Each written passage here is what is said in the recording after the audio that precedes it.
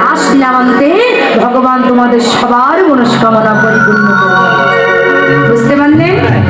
আজকে সেই কথা ভগবানের অন্তরে মনে পড়ে গেছে যে তাই তো ব্রজগোপীর মনস্কামনা পরিপূর্ণ করতে হবে, অগণিত ভক্তের মনস্কামনা পরিপূর্ণ করতে হবে, মদনের দর্প চূর্ণ করতে হবে, মদনের দর্প চূর্ণ ব্রজগোপীর মনস্কামনা পরিপূর্ণ আর ভক্তের মনস্কামনা পরিপূর্ণ করতে বৃন্দাবনে ভগবান শ্রীকৃষ্ণ আমার রাসলীলা করেছিলেন। এই যে এখানে লক্ষ্য করুন, তাহলে ব্রজগোপীকে আহ্বান করলেন কি দিয়ে? ব্রজগোপীগণকে ভগবান ডাকবে কি দিয়ে ডাকবে? মানে কোনো কিছু তো দরকার, একটা যন্ত্রের দরকার, সেই যন্ত্রটা কি গো? কি কি দিয়ে ডাক দিলেন? হ্যাঁ, এবার ভগবান মুরলিটা হাতে নিলেন, মুরলিটা হাতে নিয়ে ভগবান এবার মুরলি বাজাতে লাগলেন। মুরলি বাজিয়ে কাদেরকে ডাক দিচ্ছে মা? এই যে লক্ষ্য করুন আমাদেরকে কাদেরকে ডাক দিচ্ছে? হ্যাঁ হ্যাঁ, ব্রজগোপীদেরকে আহ্বান করছে মুরলি বাজিয়ে। মুরলি কগা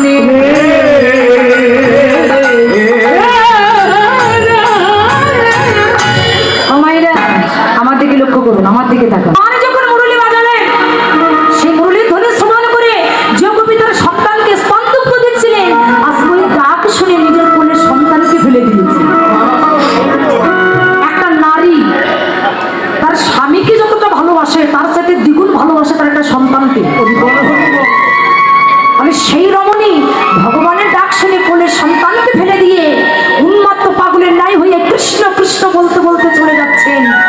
যে গোপী রন্ধনশালায় রান্না করছিলেন ভুলে গেলেন রান্না করবার কথা। বলে শুধু ব্রজগোপী নয়, ভগবান শ্রীকৃষ্ণ যেদিন এই মহারাসের বাঁশি আপনার আমার নাম ধরে যেদিন বাজাবে, আপনি খাচ্ছেন কি ঘুমাচ্ছেন কি কি করছেন, আমার ভগবান তো সেদিন এটা দেখবে না গো মা। ভগবান যেদিন যার নাম ধরে ওই মহারাসের বাঁশি, ওই মহাকালের বাঁশি, ওই শেষ বিদায়ের বাঁশি যেদিন যার নাম ধরে বাজাবে, ওই মহাকালের ডাক যেদিন চলে আসবে,